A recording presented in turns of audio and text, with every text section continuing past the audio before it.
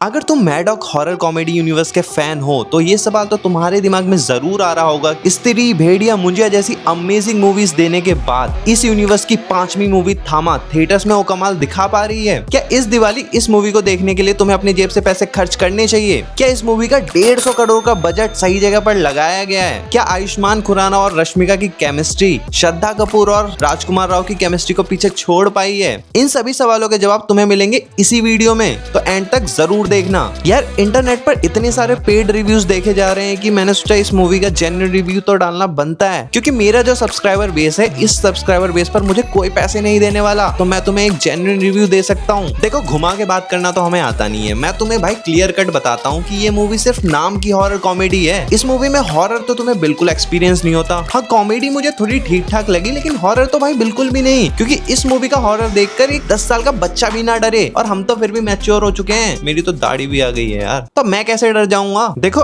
Ethically देखा जाए तो किसी भी चीज की शुरुआत नेगेटिव चीजों से नहीं करनी चाहिए। तो चलो हम पहले इस मूवी के पॉजिटिव्स की बात कर लेते हैं। इस मूवी का सबसे बड़ा पॉजिटिव मेरे अकॉर्डिंग इस मूवी की स्टोरी है। इस मूवी की स्टोरी आपको शुरू से एंड तक बांध कर रखती है। इस मूवी का रन टाइम 2.5 घंटे का है, बट इस मूवी की स्टोरी इतनी ज्यादा एंगेजिंग है कि आपको टाइम पता ही नहीं चलेगा। देखो, जिन बंदों को फास्ट फेज मूवीज पसंद है, विक्रम मूवी की तरह, उन बंदों को ये मूवी थोड़ी स्लो फील हो सकती है, क्योंकि ये मूवी अपने कैरेक्टर डेवलपमेंट में प्रॉपर टाइम लेती है। लेकिन इस मूवी के ट्विस्ट एंड टर्न तुम्हें एंगेज करके रखेंगे। साथ ही इस मूवी में जो कैमियोज हैं वो बिल्कुल परफेक्ट टाइम पर एग्जीक्यूट किए गए हैं। साथ ही इस मूवी में आइटम सॉन्ग भी है, तो वो भी कुछ बंदों को गर्म करके रखेंगे। थामा मूवी की स्टोरी अगर मैं तुम्हें शॉर्ट में बताऊं तो इस मूवी का मेन कैरेक्टर आलोक जंगल में ट्रैक करने के लिए जाता है, और उसी टाइम उसके ऊपर एक भालू हमला कर देता है। अब भाई, जब हमारे मेन कैरेक्टर हमारे हीरो पर हमला हुआ है, तो उसे बचाने के लिए कोई ना कोई तो आएगा ही। उसे बचाने के लिए ताड़का आती है, प्लेड बाय रश्मिका मंदाना। अब भालू से बचाने के बाद इन दोनों के बीच बातें होती है, इन दोनों के बीच प्यार डेवलप होता है, और ताड़का आलोक को कहीं लेकर जाती है और कुछ लोगों से मिलवाती है। अब भाई, ताड़का उसे कहां लेकर गई है, किन लोगों से मिलवा रही है, और सबसे बड़ा सवाल, आलोक वैम्पायर कैसे बनता है? ये सब जानने के लिए तो तुम्हें मूवी देखनी पड़ेगी। मूवी में ताड़का का कैरेक्टर काफी ज्यादा लेयर्ड फील होता है, काफी ज्यादा कॉम्प्लिकेटेड फील होता है, क्योंकि उनकी एक लेयर ओपन होती है, तुम्हें लगता है कि चलो इस कैरेक्टर के बारे में हमें पता चल गया, लेकिन नहीं,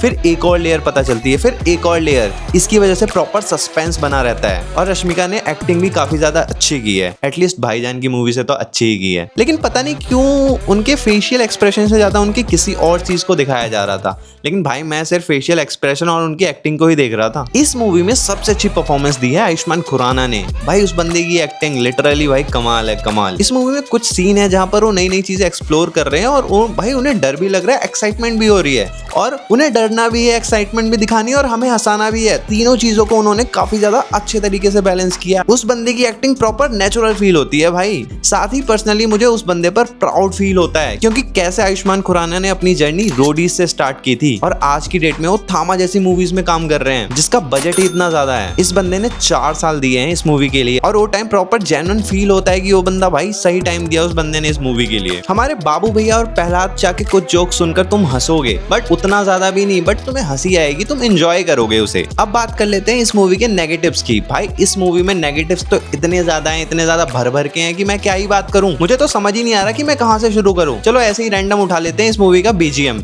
इस मूवी के बीजीएम भाई बहुत ज्यादा ऑफ साउंड करते हैं, कहीं भी कुछ भी स्क्रीन पर कुछ चल रहा है, बीजीएम कुछ और फील होता है। साथ ही इस मूवी की स्टोरी स्टार्टिंग में मैंने कहा था कि एंगेजिंग है। हाँ, वो एंगेजिंग है, लेकिन वो एंगेजिंग इसलिए फील होती है क्योंकि थोड़ा थोड़ा कनेक्ट करके दिखाया गया है इस यूनिवर्स की बाकी की मूवीज से। अगर ये मूवी किसी फ्रेंचाइजी का पार्ट नहीं होती, इकलौती मूवी होती, तो इतनी ज्यादा एंगेजिंग फील नहीं होती। साथ ही इस मूवी के विलन को बहुत ही ज्यादा लो रखा गया है। जहाँ स्त्री 2 में तुमने सरकटे को दिखाया था, भाई वो प्रॉपर फील होता है एक विलन जैसा, जब भी वो स्क्रीन पे आने वाला होता है, बाकी की कैरेक्टर्स की फट रही होती है। बट इस मूवी में विलन, भाई क्या ही बोलूं, नवाजुद्दीन सिद्दीकी को सिर्फ 20 मिनट या 22 मिनट मिले होंगे इस मूवी में, और उसमें भी उनका एक मेजर रोल एक ही बार में दिखाया गया है, और उस टाइम भी कुछ ज्यादा वो स्क्रीन पर परफॉर्म नहीं कर पाते। साथ ही उनकी एक्टिंग भी उतनी ज्यादा बढ़िया नहीं लगी मुझे इस मूवी में। हालांकि वो एक बहुत ही बढ़िया एक्टर है, लेकिन इस मूवी में कुछ ज्यादा बढ़िया नहीं कर पाते हैं वो। इस मूवी का एक और नेगेटिव ये फील होता है कि ये मूवी एक हॉरर कॉमेडी यूनिवर्स का पार्ट है, लेकिन इस मूवी में हॉरर तो शायद सिर्फ 1 या 2% होगा और कॉमेडी भी सिर्फ 50-55%, या मैंने ज्यादा बोल दिया, शायद 30-40%। तो इसलिए ये हॉरर कॉमेडी यूनिवर्स समझ नहीं आया मुझे कुछ, इसलिए एक मैं नेगेटिव पॉइंट रखूंगा इस मूवी का। हाँ, ये तो मानना पड़ेगा इस मूवी के BFX आर्टिस्ट ने काफी ज्यादा अच्छा काम किया है, खासकर इस बजट में, सिर्फ 150 करोड़ के बजट में। 150 करोड़ तो पूरी मूवी का बजट था, जिसमें से 25 से 30 करोड़ तो मार्केटिंग पे थी। तो ओवरऑल 125 करोड़ के बजट में VFX टीम ने काफी ज्यादा अच्छा काम किया है। लेकिन जब भी एक्शंस दिखाए जा रहे थे, लाइक वो भालू वाला जो एक्शन सीन था, उसमें जब भी मोशन होता था ना, मोशन के टाइम इनके VFX बोल जाते थे